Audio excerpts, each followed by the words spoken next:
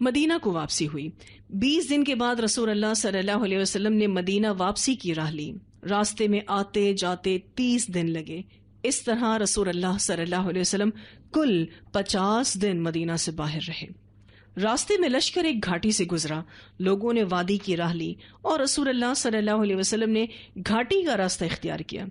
آپ صلی اللہ علیہ وسلم کے ساتھ صرف حضرت عمار رضی اللہ تعالیٰ عنہ تھے جو اونٹنی کی نکیل تھامے ہوئے تھے، اور حضرت حذیفہ بن یمان رضی اللہ تعالیٰ عنہ تھے جو اونٹنی کو ہانک رہے تھے.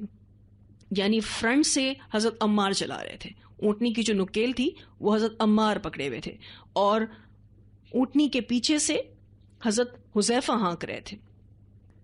موقع غنیمت جان کر 12 منافقین نے قتل کے ارادے سے آپ صلی اللہ علیہ وسلم کا پیچھا کیا اور آپ صلی اللہ علیہ وسلم کے انتہائی قریب آ گئے. یہ چہروں پر ڈھاٹا باندھے ہوئے تھے. ڈھاٹا کہتے ہیں نقاب کو. ان لوگوں نے اپنے چہرے چھپا رکھے تھے. آپ صلی اللہ علیہ وسلم نے حضرت حذیفہ رضی اللہ تعالیٰ عنہ کو بھیجا کہ ان کی سواریوں کے چہروں پر اپنی ڈھال سے ضرب لگائیں. انہوں نے ضرب لگائی تو اللہ نے منافقین پر روب ڈال دیا اور وہ تیزی سے بھاگ کر لوگوں میں جا ملے. حالانکہ آپ دیکھیں کہ یہ بہت ہی کمزور حملہ تھا. حضرت حذیفہ ایک اکیلے تھے اور سامنے ان کے 12 لوگ تھے اور سواریوں پر تھے، لیکن صرف ایک ضرب لگانے سے منافقین کے دل پر اللہ تعالیٰ نے روب ڈال دیا. اس سے ایسا محسوس ہوتا ہے کہ جب ایک بندہ مومن اللہ کا نام لے کر کسی مشکل ٹاسک کو کرنے چلا جاتا ہے جو کہ ناممکنات میں سے ہوتا ہے، اللہ اس کو ممکن بناتا ہے. اور ویسے بھی منافقین ڈرپوک تھے، ان کے دل میں فوراً سے ڈر آ گیا اور روب آ گیا کہ ہم شاید لڑ نہیں سکیں گے، اور اگر ہم بے نقاب ہو گئے تو چونکہ ہم سب کے سامنے تو مسلمان ہیں، پھر ہمارا جینا دوبھر ہو جائے گا. تو اللہ تعالیٰ نے منافقین پر روب ڈال دیا اور وہ تیزی سے بھاگ کر لوگوں میں جا ملے تاکہ مکس اپ ہو جائیں اور ان کی پہچان نہ ہو سکے. رسول اللہ صلی اللہ علیہ وسلم نے حذیفہ رضی اللہ تعالیٰ عنہ کو ان کے نام بھی بتلائے اور ان کا ارادہ بھی. کس ارادے سے آئے تھے؟ آپ صلی اللہ علیہ وسلم کو قتل کرنے کے ارادے سے آئے تھے. چنانچہ انہیں رسول اللہ صلی اللہ علیہ وسلم کا رازداں کہا جانے لگا. حضرت حذیفہ جانتے تھے کہ کون کون آیا تھا نبی اکرم صلی اللہ علیہ وسلم پر حملہ کرنے کے لیے، لیکن آپ صلی اللہ علیہ وسلم نے فرمایا تھا کہ یہ آپ کے لیے راز ہے، آپ کسی کو نہیں بتائیں گے. اور انہوں نے اس راز کو راز رکھا، کبھی نہیں بتایا کسی کو بھی نہیں بتایا. آپ رضی اللہ تعالیٰ عنہ کے اندر ہی رہا یہ راز. یہ ہے امانت کا حق ادا کرنا. امانت یہ بھی ہے نا کہ کوئی آپ کو اپنا راز دے اور ساتھ یہ کہے کہ دیکھو کسی کو پتہ نہ چلے، اور آپ اس کو تا حیات راز رکھیں. ایسی بہت ساری سچویشنز کریٹ ہوتی ہیں جس میں آپ سوچتے ہیں کہ اس راز کو فاش کر دیں. اور حضرت حذیفہ کو کیا ایسی سچویشن درپیش نہیں ہوئی ہوں گی؟ جب وہ ان لوگوں کو سامنے دیکھتے ہوں گے تو وہ اپنے فیس ایکسپریشنز کو کیسے کنٹرول کرتے ہوں گے؟ کیونکہ اگر فیس ایکسپریشن سے بھی ظاہر ہو جائے کہ یہ تو وہی شخص ہے جس کا نام نبی اکرم صلی اللہ علیہ وسلم نے مجھے بتایا اور یہ پکا منافق ہے. میں جب اس پر غور کر رہی تھی تو میں یہ سوچ رہی تھی کہ کتنا مشکل تھا حضرت حذیفہ کے لیے اس راز کو راز رکھنا، ان لوگوں کے درمیان اٹھنا بیٹھنا اور ان لوگوں پر یہ ظاہر نہ ہونے دینا کہ تم ہی لوگ منافق ہو، مجھے تمہارے بارے میں بتایا نبی اکرم صلی اللہ علیہ وسلم نے. اور وہ مسلمانوں کے درمیان اٹھتے بیٹھتے تھے اور اپنے خلوص کا اظہار کرتے تھے، پر وہ تھے نہیں. پھر ایک واقعہ ہوا تھا مسجد زرار کا انہدام، یعنی مسجد زرار کو ڈھایا گیا تھا. منافقین نے ضرر رسانی یعنی نقصان پہنچانے، کفر، مومنین میں تفریق اور اللہ اور اس کے رسول سے جنگ کرنے والوں کو گھاٹ کی جگہ فراہم کرنے کے لیے قباء میں ایک مسجد بنائی تھی، اور رسول اللہ صلی اللہ علیہ وسلم سے گزارش کی تھی کہ آپ صلی اللہ علیہ وسلم اس مسجد میں ان کے لیے نماز پڑھ دیں. یعنی اوپننگ کون کرے؟ آپ صلی اللہ علیہ وسلم. اس مسجد کی اوپننگ نبی اکرم صلی اللہ علیہ وسلم کے ہاتھوں سے کروانا چاہ رہے تھے.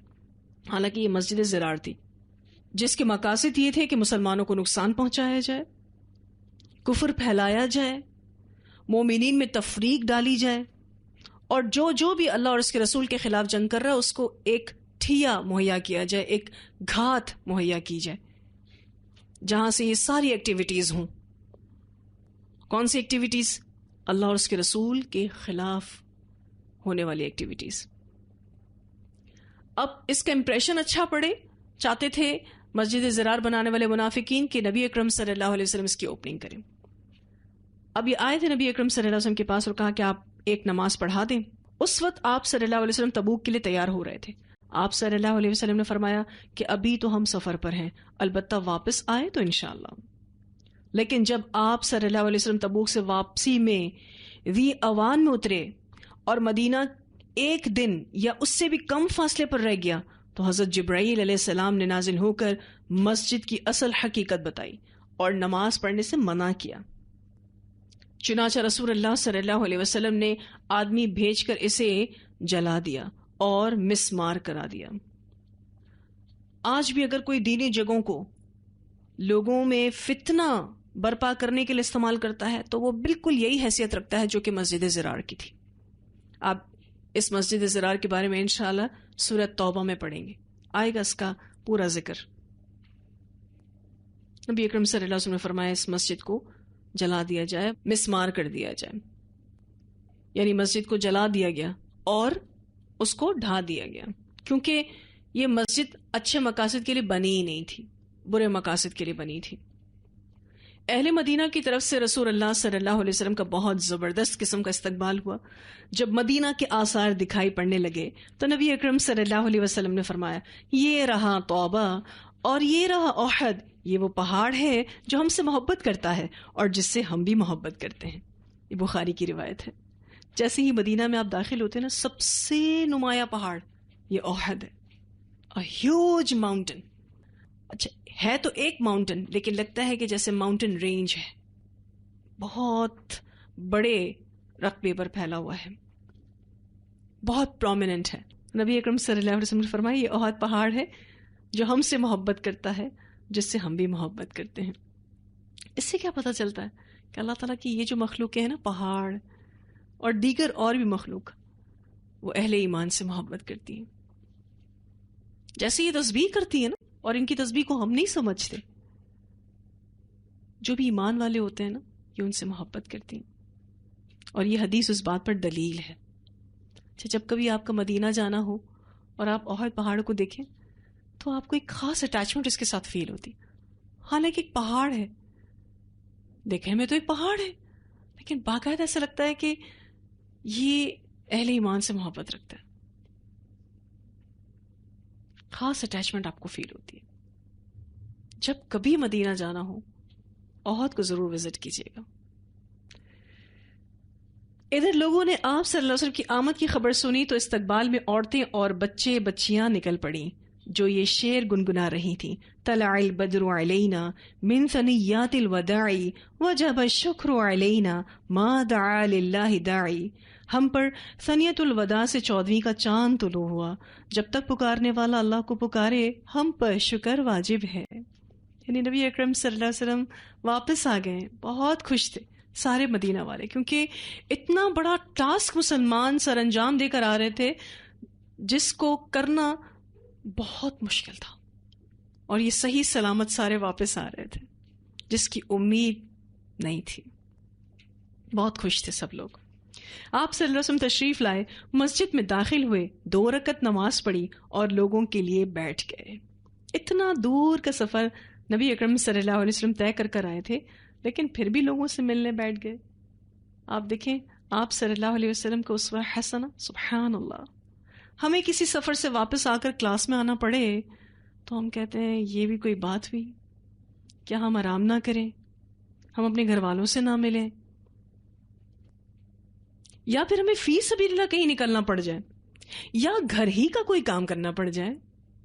کسی سفر سے واپس آئے ہیں اور فی سبیل اللہ کسی کام کے لیے نکلنا پڑ جائے، کسی کی مدد کرنے کے لیے نکلنا پڑ جائے، یا پھر ہمیں اپنے ہی گھر کا کام کرنا پڑ جائے. ہم کہیں کہ ابھی ہم سفر سے آئے ہیں اور ہمیں کوئی آرام بھی نہیں کرنے دیتا، ہم بیزار ہونے لگتے ہیں نا، اور بیزاری کا بہت اچھے سے اظہار بھی کرتے ہیں. نبی اکرم صلی اللہ علیہ وسلم کا بہترین اخلاق دیکھیں، اتنے تھکے ہوئے تھے لیکن آپ صلی اللہ علیہ وسلم ان تمام لوگوں کی فیلنگز کو محسوس کر رہے تھے کہ وہ ملنا چاہتے ہیں آپ صلی اللہ علیہ وسلم سے، وہ سب کچھ پوچھنا چاہتے ہیں آپ صلی اللہ علیہ وسلم، وہ آپ صلی اللہ علیہ وسلم کو دیکھنا چاہتے ہیں، ان سے بات کرنا چاہتے ہیں. آپ تمام لوگوں کے ان احساسات کا خیال رکھتے ہوئے مسجد میں بیٹھ گئے. حالانکہ آپ صلی اللہ علیہ وسلم کی فیملی بھی اتنی ہی آپ صلی اللہ علیہ وسلم کی منتظر تھی جتنے کہ یہ لوگ. لیکن چونکہ آپ صلی اللہ علیہ وسلم ایک لیڈر تھے، آپ کی رسپانسبلٹی بہت ہی ڈفرینٹ تھیں. عام لوگوں کی طرح آپ صلی اللہ علیہ وسلم نہیں کر سکتے تھے. ہو سکتا ہے کہ باقی دیگر مجاہدین اپنے اپنے گھروں کو چلے گئے ہوں، لیکن نبی اکرم صلی اللہ علیہ وسلم مسجد میں آئے اور تمام لوگوں سے باتیں کی اور تمام لوگوں کو بتایا کہ کس طریقے سے یہ جنگ ہم نے جیتی. اور جب سارے لوگ تسلی میں آ گئے، سب خوش ہو گئے رسول اللہ صلی اللہ علیہ وسلم سے مل کر، تو پھر آپ صلی اللہ علیہ وسلم اپنے گھر چلے گئے. یہ بھی نبی اکرم صلی اللہ علیہ وسلم کا اپنے لوگوں سے محبت کا اظہار تھا. کچھ ایسے مواقع ہوتے ہیں جہاں آپ کو محبت کا اظہار عملاً کرنا پڑتا ہے، اور اگر وہ عمل آپ نہ کریں تو چاہے آپ قولاً جتنا بھی اظہار کرتے رہیں کوئی فائدہ نہیں ہے. اور رسول اللہ صلی اللہ علیہ وسلم کی سنت ہے. ویسے آپ دیکھیں کہ جب آپ اللہ کے لیے تھکتے ہیں، پھر دوبارہ اس تھکن کے اوپر ایک اور تھکن طاری کرتے ہیں اللہ ہی کے لیے. اس تھکن کی وجہ سے جو آپ کو صحت ملتی ہے، جو برکتیں آپ کو نصیب ہوتی ہیں، اس کا شاید اندازہ بھی ہم نہیں لگا سکتے. تھکن پر تھکن، اور ہے کس کے لیے؟ صرف اور صرف اللہ کے لیے. پھر مخلفین کا کیا ہوا، یعنی جو لوگ پیچھے رہ گئے تھے ان کے ساتھ کیا کیا گیا؟ جو منافقین پیچھے رہ گئے تھے انہوں نے آ کر معذرت کی اور قسمیں کھائیں. اچھا، یہ جب نبی اکرم صلی اللہ علیہ وسلم جا رہے تھے تب بھی آئے تھے، اور جب واپس آئے ہیں تب بھی آئے ہیں ایکسکیوزز پیش کرنے کے لیے، اور پھر ساتھ میں قسمیں بھی بہت کھا رہے تھے. آپ صلی اللہ علیہ وسلم نے ان کا ظاہر قبول کر لیا. انڈر لائن کر لیں اس جملے کو. اور باطن اللہ کے حوالے کر دیا. یہ سنت ہے. میں نے اور آپ نے لوگوں کے ظاہر پر معاملہ کرنا ہے اور باطن کو اللہ کے حوالے کرنا ہے. ہم جو لوگوں کے باطن ٹٹولتے ہیں نا، یہ ہمارا کام نہیں ہے. ہم یہ کہتے ہیں جی ہمیں پتا اس کی کیا نیت تھی، ہمیں پتا اس کے دل میں کیا تھا. یہ میرا اور آپ کا حق ہے ہی نہیں.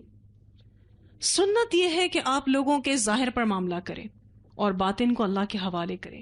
کیوں؟ کیونکہ باطن کو صرف اور صرف اللہ ہی جانتا ہے، میں اور آپ نہیں جان سکتے. 3 سچے مومن بھی آئے جو پیچھے رہ گئے تھے، اور وہ یہ تھے: کعب بن مالک رضی اللہ تعالیٰ عنہ، مرارہ بن ربیع رضی اللہ تعالیٰ عنہ، اور ہلال بن امیہ رضی اللہ تعالیٰ عنہ. انہوں نے سچ سچ کہا اور کوئی عذر نہیں تراشا، کیونکہ کوئی عذر تھا ہی نہیں. صرف اور صرف سستی کی بنا پر تبوک سے پیچھے رہ گئے. اب جب واپس آئے نبی اکرم صلی اللہ علیہ وسلم تو سامنا تو کرنا تھا. آئے لیکن چپ چاپ کھڑے تھے، کوئی جسٹیفیکیشن نہیں دی. اس بات سے بھی ان کی سچائی ظاہر ہوتی ہے. نبی اکرم صلی اللہ علیہ وسلم نے حکم دیا کہ اللہ کے فیصلے کا انتظار کریں، اور مسلمانوں کو حکم دیا کہ ان سے کوئی بات نہیں کرے گا. ان کے ساتھ سوشل بائیکاٹ کیا گیا. چنانچہ ان کے لیے لوگ بدل گئے. روزانہ جو لوگ محبت سے ملتے تھے، روزانہ جو لوگ بات چیت کرتے تھے، سلام دعا ہوتی تھی، لوگ ان کے لیے بدل گئے. یہاں دوبارہ سے آپ صحابہ کرام کا سمعنا و اطعنا دیکھیے کہ آپ صلی اللہ علیہ وسلم نے حکم دیا کوئی ان سے بات نہیں کرے گا، لوگوں نے بات چیت بالکل بند کر دی، جیسے جانتے ہی نہیں ہیں. سب انجان بن گئے، زمین انجانی ہو گئی، اپنے آپ سے تنگ آ گئے. ہوتا نا کوئی اپنے آپ سے بیزار، یہ اپنے آپ سے بیزار ہو گئے اور دنیا اندھیر ہو گئی. ظاہر ہے سارے دوست جب انجان بن جائیں گے، کوئی بات ہی نہیں کر رہا، تو ایسا لگے گا کہ دن ہوتے ہوئے بھی رات ہو گئی ہے. 40 دن گزر گئے تو مزید حکم آیا کہ اپنی عورتوں کے قریب بھی نہ جائیں، یعنی جو بیویاں ہیں وہ بھی اب ان سے الگ ہو جائیں. یہ اور اسٹرکٹ حکم تھا. 40 دن گزرنے کے بعد تخفیف کی امید تھی کہ تخفیف ہو جائے گی، تخفیف نہیں ہوئی. ریسٹرکشنز اور بڑھ گئیں، پابندیاں اور بڑھ گئیں. پھر 50 دن پورے ہوئے تو اللہ نے ان کی توبہ نازل کی. فرمایا وَعَلَى الثَّلَاثَةِ الَّذِينَ خُلِّفُوا حَتَّى إِذَا ضَاقَتْ عَلَيْهِمُ الْأَرْضُ بِمَا رَحُبَتْ وَضَاقَتْ عَلَيْهِمْ أَنفُسُهُمْ وَظَنُّوا أَن لَّا مَلْجَأَ مِنَ اللَّهِ إِلَّا إِلَيْهِ ثُمَّ تَابَ عَلَيْهِمْ لِيَتُوبُوا إِنَّ اللَّهَ هُوَ التَّوَّابُ الرَّحِيمُ. یہ سورۃ توبہ کی آیت نمبر 118 ہے. اور اللہ نے ان 3 آدمیوں کی بھی توبہ قبول کی جن کا معاملہ مؤخر کر دیا گیا تھا، پوسٹ پون کر دیا گیا تھا، یہاں تک کہ جب زمین اپنی کشادگی کے باوجود ان پر تنگ ہو گئی، ان کی جان پر بنائی اور انہوں نے یقین کر لیا کہ اللہ سے بھاگ کر پناہ کی کوئی جگہ اور نہیں، اگر ہے تو صرف اسی کی طرف۔ تو اللہ نے ان پر مہربانی کی تاکہ وہ توبہ کریں، یقیناً اللہ توبہ قبول کرنے والا رحیم ہے۔ 50 کے 50 دن، کوئی ایک دن ایسا نہیں گزرا ہوگا کہ ان صحابہ کرام نے توبہ نہ کی ہو۔ واقعی ہے یہ بات، کوئی ایک دن کا بھی ناغہ کیا ہوگا صحابہ کرام نے؟ پورے 50 کے 50 دن انہوں نے توبہ کی ہوگی، استغفار کیا ہوگا، کتنا پریشان ہوئے ہوں گے۔ اللہ کی ناراضگی کا غم اپنی جگہ، رسول اللہ صلی اللہ علیہ وسلم کی ناراضگی کا غم اپنی جگہ، اور پھر اپنے سارے ساتھیوں کا انجان ہونا، اس کا غم اپنی جگہ۔ تو کچھ غلطیاں ایسی ہوتی ہیں جو قابل مواخذہ ہوتی ہیں۔ منافقین کو تو رسول اللہ صلی اللہ علیہ وسلم نے چھوڑ دیا، لیکن ان تینوں کی پکڑ ہو گئی کیونکہ یہ مخلص صحابہ تھے، اور یہ سزا ان صحابہ کرام کو ملی جن کے دلوں کو اللہ تعالیٰ نے ایمان کے لیے، تقوی کے لیے چیک کر لیا تھا۔ یہ مخلص صحابہ کرام تھے۔ 50 دن تک ان کو ٹینشن دیا گیا، اور ایگزیکٹلی سیم ڈیز جو تبوک میں لگے، 50 دن تبوک میں لگے تھے، 30 ڈیز آنے اور جانے میں، اور 20 ڈیز وہاں کا سٹے تھا۔ ٹھیک ہے، وہ جو محاصرہ تھا وہ 20 دن کا تھا، اور آنے اور جانے میں 30 دن لگے تھے۔ پورے 50 دن کے 50 دن اگلے ان کی سزا مقرر ہوئی۔ پھر اللہ تعالیٰ نے ان کی توبہ قبول فرمائی، ان کو قید تنہائی دی گئی، ہے نا، اکیلا کر دیا گیا ان کو۔ تو بعض فرائض ایسے ہوتے ہیں جس میں دیر نہیں کرنی چاہیے،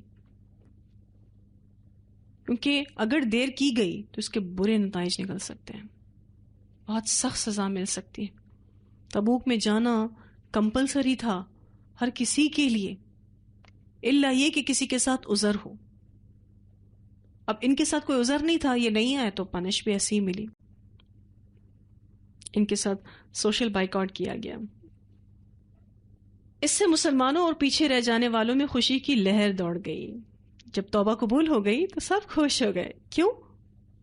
کیونکہ سب چاہ رہے تھے کہ ان کی توبہ قبول ہو جائے، ان کو معافی مل جائے، ہے نا۔ سارے صحابہ کرام ایک دوسرے سے انتہا درجے کی محبت کرتے تھے، وہ خوش تھوڑی نہ تھے کہ ان تینوں صحابہ کرام کو تکلیف ہو رہی ہے، وہ تو چاہتے تھے کہ جلد از جلد ان کا مسئلہ حل ہو جائے۔ لوگوں نے ایک دوسرے کو خوشخبری اور مبارکباد دی، کیونکہ سب اتنے خوش تھے کہ ان تینوں کی توبہ قبول ہو گئی۔ انعام دیے اور صدقے کیے، اور یہ ان کی زندگی کا مبارک ترین دن تھا، کیونکہ اللہ کی طرف سے رضامندی اتر گئی نا، مسئلہ حل ہو گیا۔ بہت خوشی کی بات تھی سب کے لیے۔ یہ بھی محبت کا آپ دیکھیں کتنا سچا اظہار ہے۔ صحابہ کرام جن سے غلطی ہوئی، دوسرے صحابہ کرام نے ان کو چھوڑا نہیں۔ سوشل بائیکاٹ اپنی جگہ، رسول اللہ صلی اللہ علیہ وسلم کا حکم اپنی جگہ، بالکل بات چیت نہیں کر رہے تھے، لیکن دل پریشان تھا ان تینوں کے لیے۔ جہاں یہ لوگ 50 دن تک توبہ کر رہے تھے، وہاں دیگر صحابہ کرام بھی ان کے حق میں دعائیں کر رہے تھے کہ اللہ تعالیٰ کی جلد رضامندی اترے۔ لیکن ٹھیک 50 دن کے بعد ان کی توبہ قبول ہوئی۔ اللہ تعالیٰ کی بھی اپنی حکمت ہے نا، اس پوری غلطی کو صحابہ کرام کے نامہ اعمال سے دھو دیا گیا۔ جب کچھ اور آیتوں نے منافقین کا بھانڈا پھوڑ دیا، ان کے جھوٹ کا راز کھول دیا اور سچے مومنین کو بشارتیں دیں، بس تعریف جہانوں کے پروردگار کے لیے ہے۔ پھر کچھ اور آیتیں بھی اتری تھیں جس میں منافقین کی اصلیت کو لوگوں کے سامنے لایا گیا، وہ جو جھوٹ بول رہے تھے اس کو سامنے لایا گیا، اور جتنے بھی سچے مومنین تھے ان کو بشارتیں دی گئیں کہ انہوں نے اتنا ٹف ٹارگٹ اچیو کیا، اللہ کی خاطر ہمت میں رہے۔ رسول اللہ صلی اللہ علیہ وسلم رجب سن 9 ہجری میں تبوک سے واپس ہوئے۔ اسی مہینے نجاشی شاہ حبشہ اصحمہ بن ابجر نے وفات پائی۔ رسول اللہ صلی اللہ علیہ وسلم نے مدینہ میں ان کی نماز جنازہ غائبانہ پڑھی۔ اصحمہ بن ابجر جو ہے یہ شاہ حبشہ تھا، نجاشی، جس کا ذکر انشاءاللہ آپ 7ویں پارے کی ابتدا میں پڑھیں گے. یہ مسلمان ہو گیا تھا. نبی اکرم صلی اللہ علیہ وسلم کو جب اس کی موت کی خبر ملی تو آپ صلی اللہ علیہ وسلم نے مدینہ میں اس کی نماز جنازہ پڑھائی. ٹھیک ہے، تو نماز جنازہ غائبانہ طور پر پڑھی جا سکتی ہے، یہ واقعہ اس بات پر دلیل ہے. پھر شعبان 9 ہجری میں آپ صلی اللہ علیہ وسلم کی صاحبزادی حضرت ام کلثوم رضی اللہ تعالی عنہا نے وفات پائی. آپ صلی اللہ علیہ وسلم نے ان کی نماز جنازہ پڑھی، بقیع میں دفن فرمایا اور ان پر سخت غمگین ہوئے. اب آپ دیکھیں نبی اکرم صلی اللہ علیہ وسلم کتنا ایکٹیو تھے فی سبیل اللہ. جنگوں میں جا رہے ہیں، لوگوں کے مسئلے مسائل بھی حل کر رہے ہیں، لوگوں کو دین بھی سکھا رہے ہیں. اس کے باوجود بھی آپ دیکھیں کہ آپ صلی اللہ علیہ وسلم کی اپنی زندگی میں کتنا غم تھا. اپنی ساری اولاد کو رسول اللہ صلی اللہ علیہ وسلم نے اپنی ہی زندگی میں جاتے ہوئے دیکھا، سوائے حضرت فاطمہ رضی اللہ تعالیٰ عنہا کے. ہم تو سوچتے ہیں نا کہ اگر ہم دین کا کام کر رہے ہیں تو ہم پر کوئی تکلیف آئے گی ہی نہیں، ہم پر تو پھول نچھاور ہوں گے، ہمارے لیے تو آسانیاں ہی آسانیاں ہوں گی. ہمیں اللہ تعالیٰ بہت ایزی ٹاسک دے گا. کیوں؟ کیونکہ ہم فی سبیل اللہ ایکٹیو ہیں، ہم تو دین کا اتنا کام کر رہے ہیں. یہاں آپ دیکھیے رسول اللہ صلی اللہ علیہ وسلم کی زندگی میں کتنا غم تھا. حضرت عثمان رضی اللہ تعالیٰ عنہ سے آپ صلی اللہ علیہ وسلم نے فرمایا کہ اگر میرے پاس تیسری لڑکی ہوتی تو اس سے بھی تمہاری شادی کرا دیتا. یعنی آپ اتنے اچھے داماد تھے. 2 بیٹیوں کی شادی ہوئی نا آپ صلی اللہ علیہ وسلم کے حضرت عثمان سے. کہا اگر تیسری بیٹی بھی ہوتی نا تو اس کی شادی بھی آپ سے کر دیتا. پھر ذی قعدہ 9 ہجری میں منافقوں کا سردار عبداللہ بن ابی فوت ہوا. رسول اللہ صلی اللہ علیہ وسلم نے اس کے لیے دعائے مغفرت کی اور اس کی نماز جنازہ پڑھی، کیونکہ رسول اللہ صلی اللہ علیہ وسلم طبیعتاً نرم تھے. حالانکہ اس نے بڑا نقصان پہنچایا، بڑی تکلیف دی آپ صلی اللہ علیہ وسلم کو، لیکن آپ صلی اللہ علیہ وسلم چونکہ طبیعتاً نرم تھے، آپ نے اس کے لیے دعائے مغفرت بھی کی اور اس کے لیے نماز جنازہ بھی پڑھائی، جس کے لیے حضرت عمر بالکل بھی اگریڈ نہیں تھے. حضرت عمر رضی اللہ تعالیٰ عنہ نے اس کی نماز جنازہ پڑھنے سے آپ صلی اللہ علیہ وسلم کو روکنے کی کوشش کی، مگر آپ صلی اللہ علیہ وسلم نہ مانے. لیکن پھر قرآن نازل ہو گیا جس میں منافقین کی نماز جنازہ پڑھنے سے آپ صلی اللہ علیہ وسلم کو منع کر دیا گیا. آخر میں غزوات سے متعلق کچھ کلمات ہیں، اس کو بھی پڑھ لیتے ہیں. جاہلیت میں جنگ کے معنی تھے بغیر کسی رحم اور مروت کے قتل و غارت گری، آتش زنی، اکھاڑ پچھاڑ، لوٹ مار، عورتوں کی بے حرمتی، زمین میں فساد، کھیتی باڑی اور جانوروں کی تباہ کاری. یعنی جنگ جب ہوتی تھی تو یہ سارے نقصان ہوتے تھے، لیکن اسلام نے آ کر اس معنی کو مکمل طور پر بدل دیا.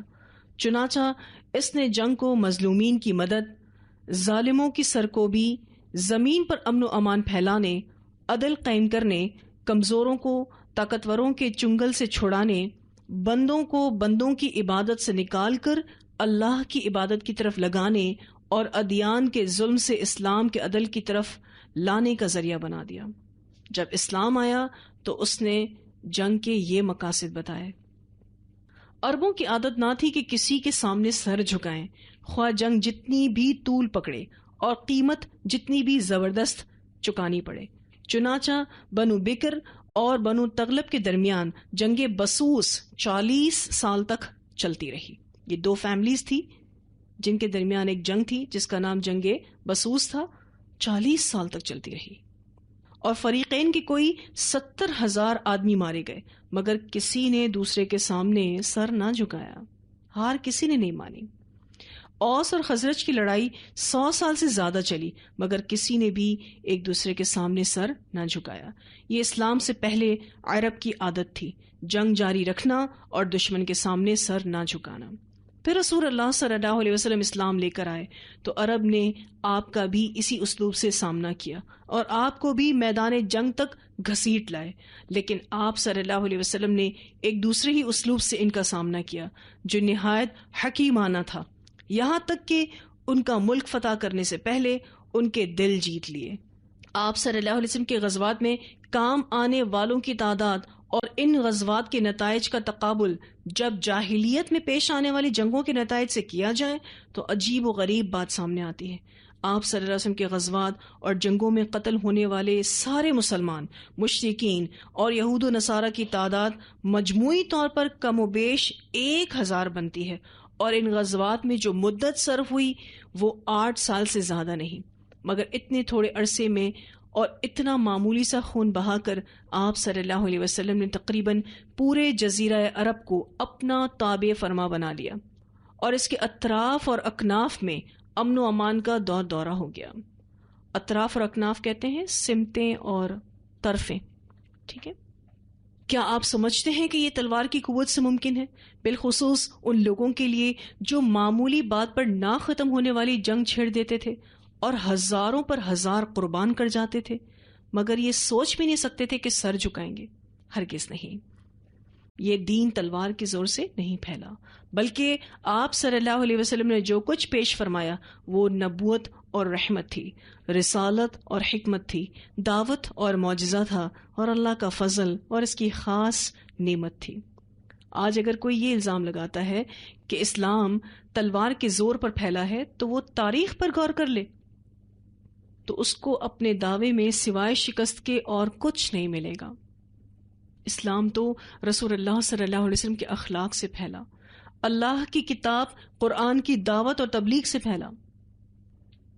جنگیں ہوئیں لیکن بہت کم، ان جنگوں میں نقصان ہوا لیکن بہت کم، ان جنگوں میں وقت لگا لیکن بہت کم، اور ان جنگوں سے پہلے ہی رسول اللہ صلی اللہ علیہ وسلم نے اپنے اخلاق سے ان کے دل جیت لیے تھے۔ تو الحمدللہ یہاں ہمارا غزوہ تبوک کا ٹاپک مکمل ہوا۔ کچھ اور بھی واقعات اس سے جڑے ہیں جس کا ذکر انشاءاللہ آپ سے اگلی کلاس میں کریں گے۔ آج سیرہ کی کلاس کو بس اتنا ہی رکھیں گے۔ وآخر دعوانا ان الحمد للہ رب العالمین، سبحانک اللہم وبحمدک، نشہد ان لا الہ الا انت، نستغفرک ونتوب الیک۔